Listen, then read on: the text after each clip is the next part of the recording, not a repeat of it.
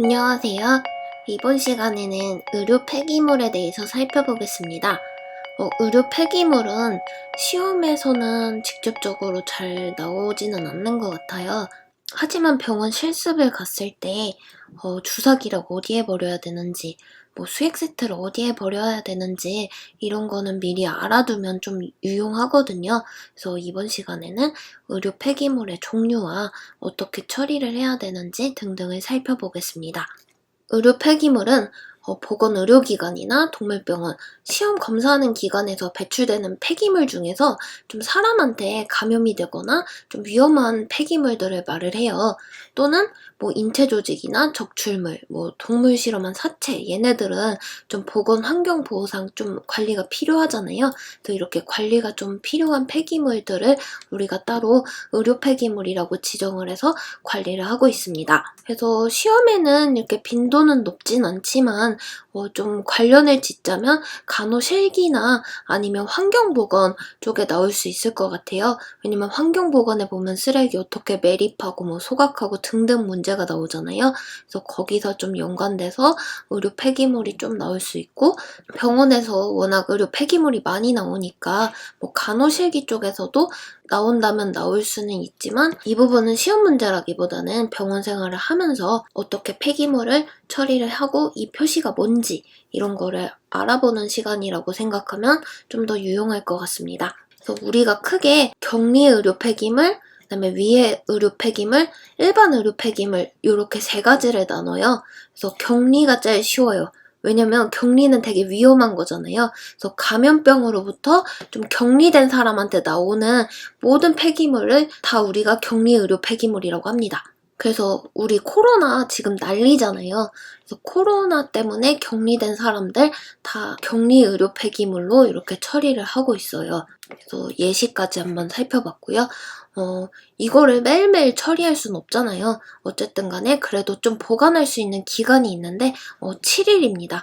7일까지만 보관을 할 수 있고요. 격리다 보니까 위험하잖아요. 그래서 빨간색으로 표시가 돼 있어요. 그래서 우리가 의료 폐기물을 담는 상자가 총 3가지라고 보시면 되거든요. 그래서 하나는 합성수지라고 해서 이렇게 좀 플라스틱 같이 생긴 게 있고요. 또 하나는 종이 박스, 그리고 또 하나는 이제 의료 폐기물 버리는 비닐봉투라고 생각을 하시면 돼요. 주황색이고 보통은 요 골판지 상자 안에다가 같이 넣어서 많이 사용해요. 그래서 격리 의료 폐기물 같은 경우는 꽉꽉 막아줘야 되다 보니까 상자용 중에서도 합성수지, 이 플라스틱 같은 그 상자에다가 빨갛게 표시를 해서 넣습니다.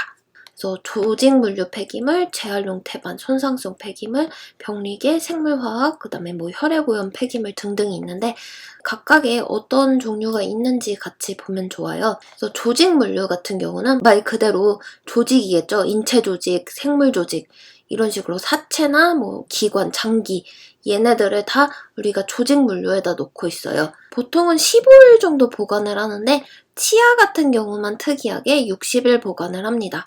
얘는 마찬가지로 노란색으로 붙어 있고요. 상자용인데 플라스틱 같이 생긴 딱딱한 상자에다 넣어줍니다. 그리고 재활용 태반은 말 그대로 태반이죠. 근데 태반을 좀 재활용하려고 보관을 해요. 그래서 얘는 유일하게 초록색이에요. 초록색이고 15일입니다.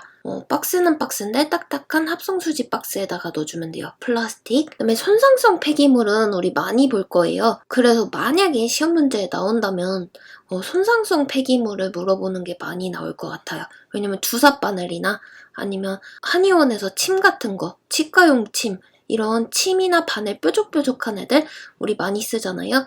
그래서 얘네들은 손상성 폐기물이고 30일까지 보관이 가능합니다.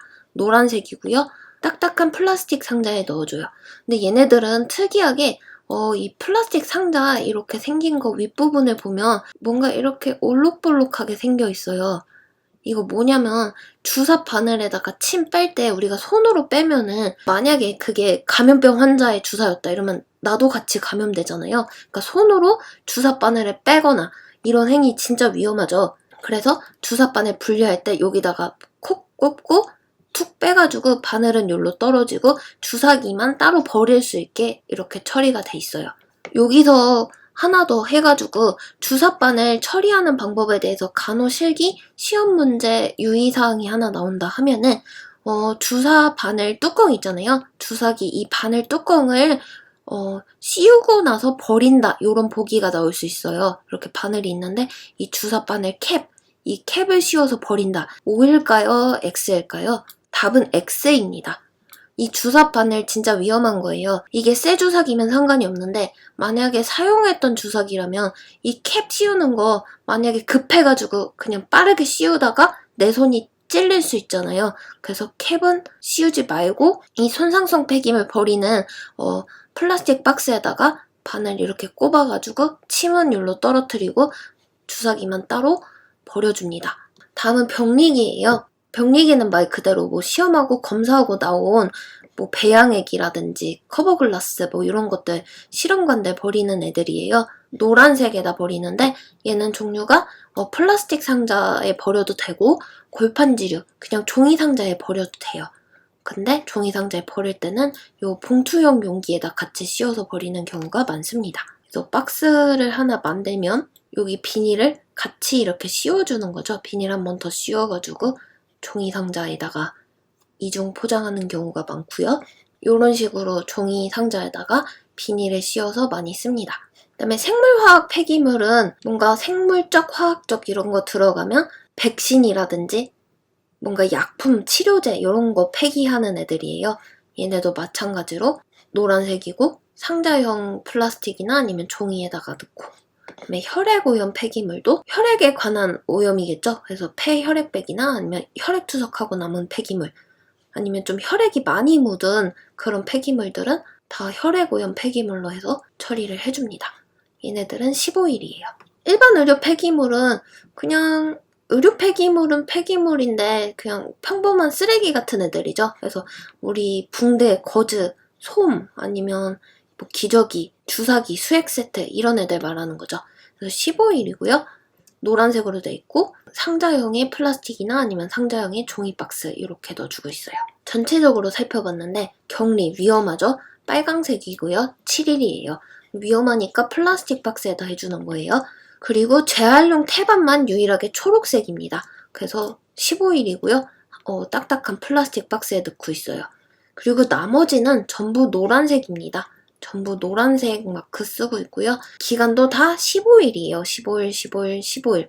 그래서 기간이 좀 다른 거 찝자면은 치아만 60일이고요. 손상성 폐기물, 요 바늘침 같은 경우는 침 되게 작은 애들이잖아요. 그래서 한 달 정도까지 보관을 할 수 있고요. 그리고 격리만 좀 다르죠. 그래서 격리만 7일, 그다음에 치아 60일, 그다음에 손상성 주사기 바늘 얘네들만 30일이고 나머지는 15일로 해서 외우면 쉽습니다.